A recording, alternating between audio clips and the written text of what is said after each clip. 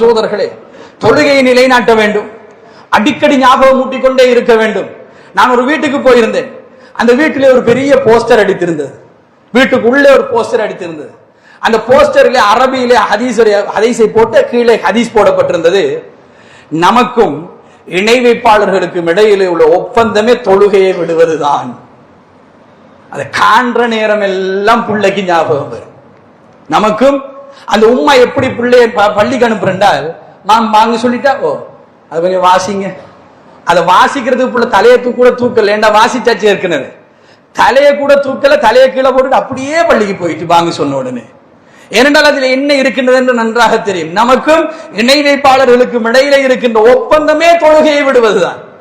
தொழுதான் நாங்கள் இந்த தொழுகையை விட்டாங்கிற செய் ஹதீஸ பெருசா அடிச்சு உம்மா போட்டிருக்கிற அல்லாஹ் அந்த தாய்க்கு அருள் புரிய வேண்டும். அதை காட்டினால் போதும், புள்ள தொழுகிறதுக்கு போகுது. அந்த வீட்டுக்கு வர்றவர்கள் எல்லாம் அதை வாசிக்கின்றார்கள். அந்த வீட்டுக்கு வருகின்ற சிறார்கள் எல்லாம் அதை படிக்கின்றார்கள். ஒரு வீட்டில் ஒரு இடத்திலே ஒரு போஸ்டர், அவ்வளவுதான். அந்த பிரிண்ட் அவுட்டுக்கு ஒரு 20 ரூபாய் கூட போயிருக்காது. அந்த வீட்டிலே அந்த தாய்க்கு முடிந்த பொருளாதாரத்தை பயன்படுத்தி இஸ்லாத்தை வளர்த்து கொண்டு போகின்றால் அடிக்கடி காண வைக்கின்றார்.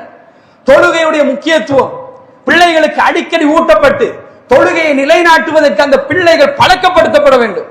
வாங்கு சொல்லிவிட்டது என்று சொன்னால் பள்ளிவாசலுக்கு போகின்ற நடைமுறை வீட்டிலே இருக்க வேண்டும்.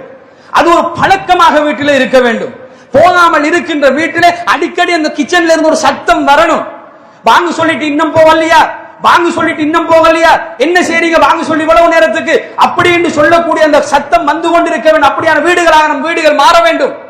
அதே நேரத்தில் வாங்கு சொல்லிவிட்டது என்று சொன்னால் அவசரமாக வுது செய்வதற்காக வேண்டி ஒரு கப்பை நோக்கி போகக்கூடிய ஒரு தந்தை அந்த வீட்டில் இருக்க வேண்டும். அந்த தந்தை அந்த நடைமுறையை பழக்க வேண்டும். வாங்க சொன்ன உடனே அப்படி எழும்பக்கூடிய ஒரு பழக்கம் அந்த பிள்ளைகளுக்கு இயல்பாக வருவதற்கு அந்த வீட்டு கலாச்சாரம் ஒரு தலைமுறையிலிருந்து அடுத்த தலைமுறைக்கு இது போய் சேர வேண்டும் என்பாங்க சகோதரர்களே. அடுத்த தலைமுறை அதை பார்த்துக் கொள்ளும்.